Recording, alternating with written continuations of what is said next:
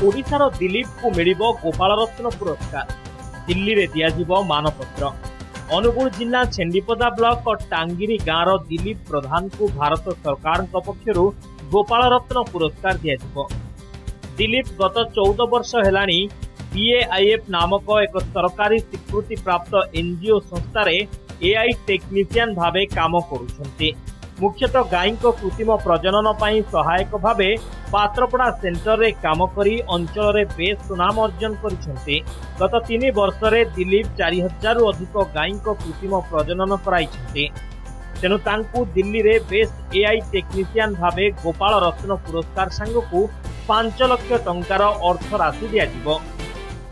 प्रत्येक चाषी मान घरे घरे सब फोन नंबर दिखाई समस्त फोन नंबर रखी गाई गरम आसिले से अवेयरनेस द्वारा केमती गरम आसिले से आम शिखेचु से आमको गरम आसिले फोन करते फोन कले जाइए आम घरे कृत्रिम प्रजनन कर आसुचु। मु 18टी गाँव 10,000 रु ऊर्ध्व गाई को कृत्रिम प्रजनन करुच्छे। मु बहुत खुशी अच्छी दीर्घ 14 वर्ष है काम कर मोर फल पाई फल पाई बहुत खुशी अच्छी। आम जिला अंडर में पाखापाखि 30टी सेंटर एवं चालू अच्छी।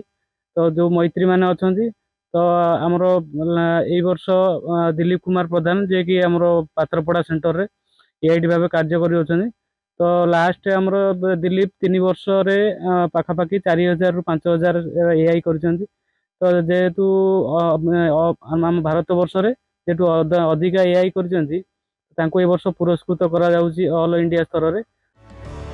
दिलीप एकमात्र ओडिया भावे गोपाल रत्न पुरस्कार पाइबाकु जाउछंती, जहाकु नै तांको परिवार संस्था गाँ सबुठी खुशीर लहरी खेली जाइछे।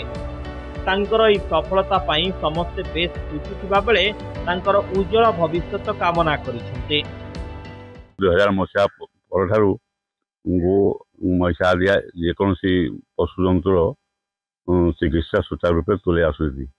गाई गरम हवाठू आरंभ करी भल मंद जेकोसी मुहूर्त दिन राति 24 घंटा से गोसेवा समय दिखती।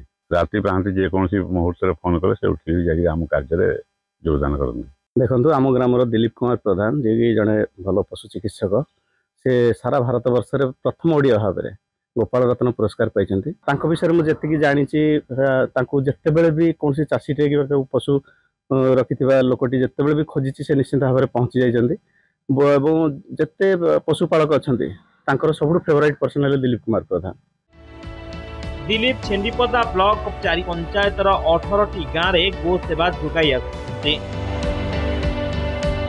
अनुगुल समरेश नाथ रिपोर्ट, नंदीघोष टीवी।